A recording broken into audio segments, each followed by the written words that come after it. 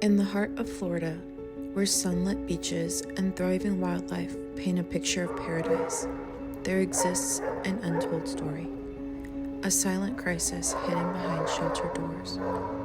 Every day, hundreds of dogs wait, abandoned and overlooked, caught in a system stretched to its limits.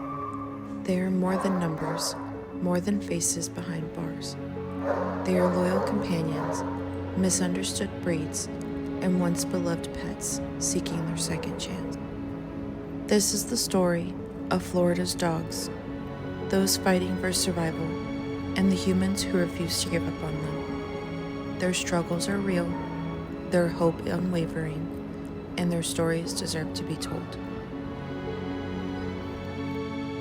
In the year 2024, Florida ranked third in the country for animal intakes, with a total number reaching 422,448 between shelters and rescues. 181,132 of those intakes were dogs. In the state of Florida, there are 143 shelters and 653 rescues. Of the 181,132 intakes, 134,327 of those were shelter intakes, and 46,805 were rescue intakes. A total of 14,784 of those dogs total between both types of organizations faced non-live outcomes.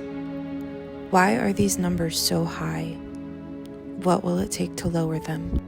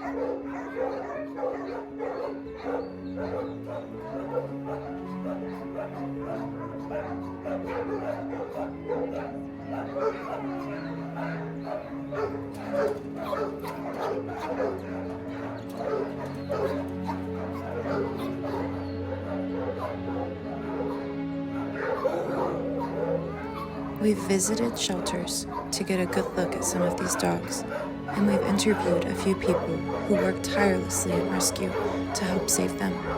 And this is what they had to say.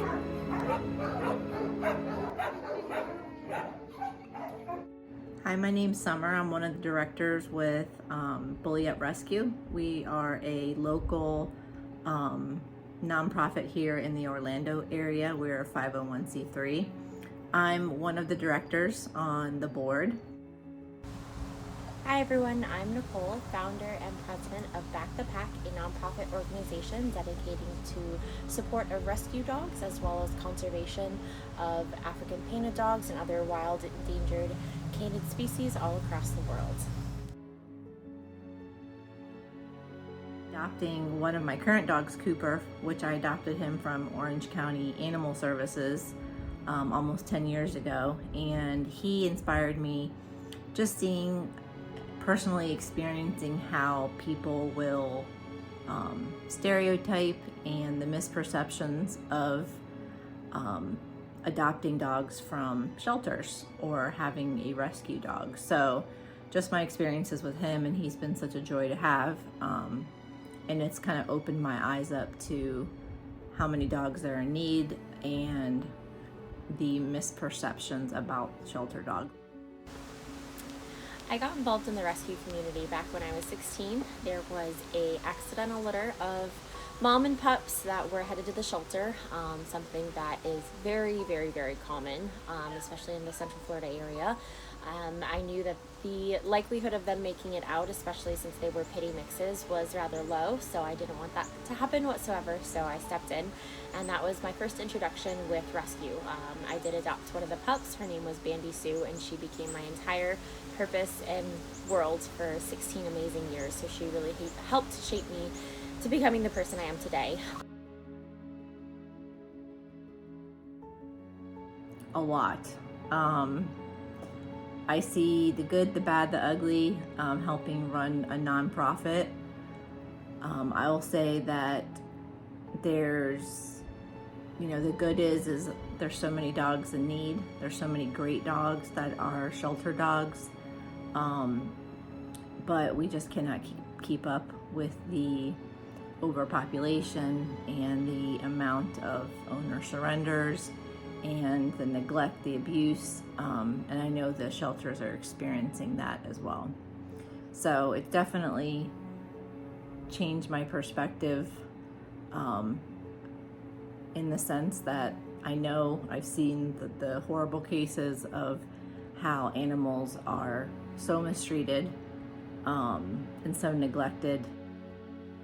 Working in the rescue world, especially the shelter environment, really gives you a different perspective of animal welfare. Of course, we, in a perfect world, want all the animals to have homes and beds and families and love and care, enrichment, mental and physical needs being met, all of the nine. However, that's really not the case in a lot of situations in the rescue and the shelter world, because it's just a lack of homes, a lack of resources, a lack of education, and a lack of really ability to put these dogs in the situations that they truly deserve. So unfortunately, their welfare needs really are met at a minimalistic standpoint in a lot of shelters, not due to lack of care or a lack of wanting to be able to have those needs be met. Just unfortunately, it comes down to funding, it comes down to resources, it comes down to staffing, and it comes down to where do these dogs go. We can't keep up. You help one and there's hundreds other. So you just have to focus on that one dog that you're helping and know that you're making a difference in that one dog's life, and then move on and help another. Fortunately, the amount of dogs that are being surrendered compared to the amount of dogs that are being adopted, and unfortunately the amount of dogs that are being born from unwanted, unexpected, unintentional, irresponsible litters are just adding to our overall overflow of dogs. So we really are at a disadvantage, as well as a uneven situation of dogs coming in with not enough places to go and not enough dogs going out. We see so many dogs that are mislabeled, and they are labeled aggressive, dog aggressive.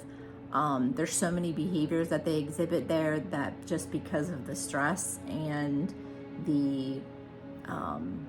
it could be the temperatures, it could be the middle of the summer, that really takes a toll on them physically and emotionally. So there's definitely a big impact that just being in the shelter alone can have on them, and it doesn't really show their true behavior until they're decompressed and they're out of the shelter. Overcrowding in shelters is detrimental to dogs, not only mentally but physically. Physically, you can have increased fights. Oftentimes, kennels are housing 2 dogs per 1 kennel, which these dogs don't know each other. They often don't get proper introductions. They just get thrown into a kennel. You have increased stress. Oftentimes, you have dogs that are in shelters that are higher drive dogs, higher energy dogs. They need a job.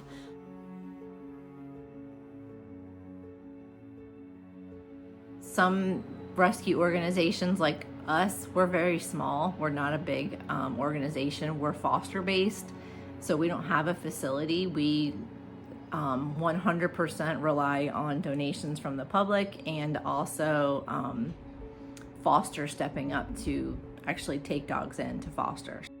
Other misperceptions is that we have a ton of money and, you know, our adoption fees are high.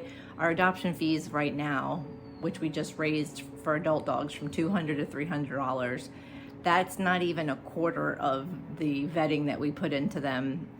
It's just to basically recoup some of the funds for us to be able to help other dogs.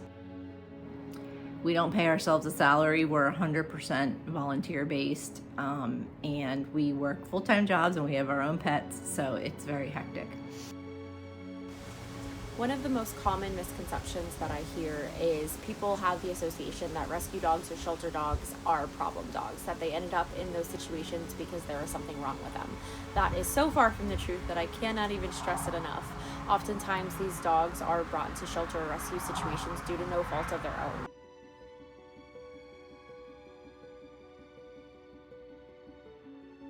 In the last couple of years, just because of the housing crisis and the rent crisis and the inflation, there's been a lot more dogs that we've seen that have been surrendered, losing their homes. I mean, obviously humans are losing their homes, so there's just a lot of dogs that have been misplaced. So we're seeing that. We're seeing less adoptions in the last couple of years, less people willing to foster, even though our organization covers all of the costs and supplies and food for our foster dogs 100%. So it's becoming increasingly more expensive to live in Florida, and so because of the rising prices, people are under more economic stress, more economic hardship, and oftentimes they're feeling that they're not able to make their own needs and able to take care of their own selves, and so adding the pressure and the stress of maintaining the health and well-being of their dog is sometimes something they feel like they're unable to do.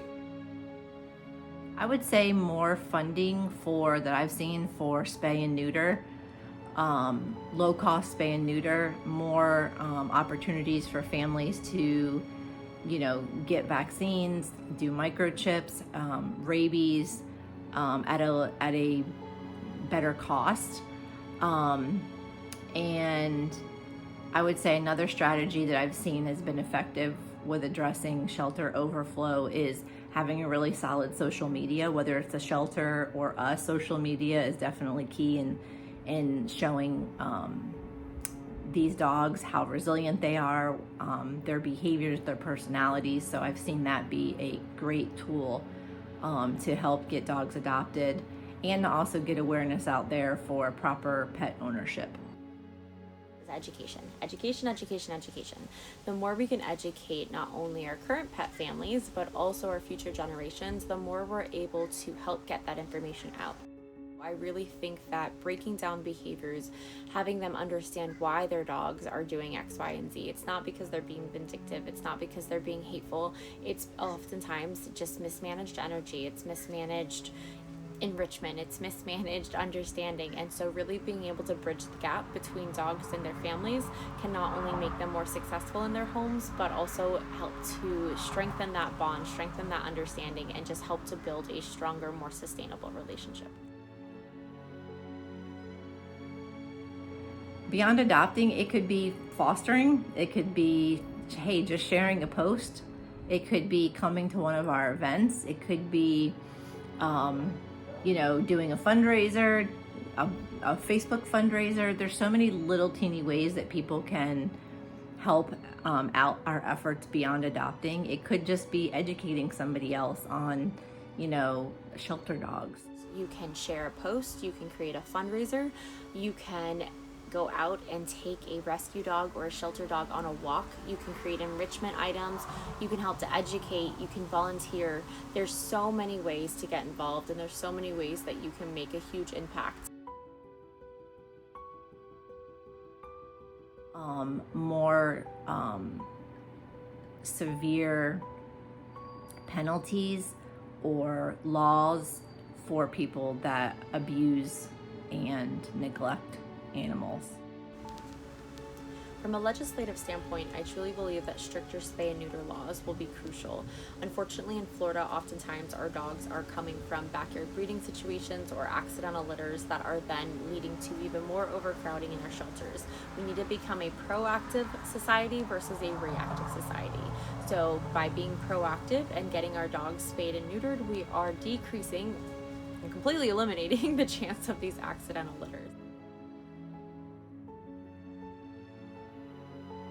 There are really good people out there that do want to help, that do step up to foster, that do adopt. And I feel like in maybe the last 10 years, I've seen more of a push for people to want to adopt instead of shop. What gives me hope in these situations are every single adopter that adopts a dog. The updates that I get from the families that have adopted dogs from me in the past, or I've been able to be involved in their journey, and I know where these dogs started. I know the grim outlook that they initially had, and to see them not only happy and healthy and loved in a home, but thriving in a home gives me goosebumps. It gives me absolute hope. It makes me continue to want to fight every single day. The dogs like Rocco and Stanley and Saxon, 3 of my long-term herder kiddos that most rescues and shelters would not have ever adopted out because of some behavioral challenges, but seeing them thrive in situations and build relationships and build trust and build understanding. And Stanley and Rocco have successfully been in their homes now for over 2 years, and Saxon has a very strong foster potential, and just being able to see these dogs truly reach their potential and be happy, healthy, and loved just truly gives me all the hope in the world. They're resilient, that they might have, been not socialized, might have started their lives off with neglect. But I've seen some really, really tough dogs be really, really great family dogs. I really think that if they could speak with us, they would tell us that they really are trying and wanting to do the best they can, but they just sometimes need our help and they need our understanding. And especially because we oftentimes have been the ones to put them in those situations, we really owe it to them to just slow down, speak their language, and help to set them up for success as best as possible, because they really do have so much love to give. And they would also probably tell us that they need more cookies. Though we are seeing success stories, there are still many dogs in rescue that are living in boarding while waiting a foster or adopter. Dogs like Jax, Scully, James, Luna, Coco, Boomer, Cody, and Hero have all spent months, if not longer, in boarding waiting for someone to take an interest in them. Please consider doing something to help a shelter or a rescue local to you. Share that post you came across. Make some sort of donation. Volunteer at a shelter, or go take a rescue dog out of boarding for the day. Any contribution is a welcome one.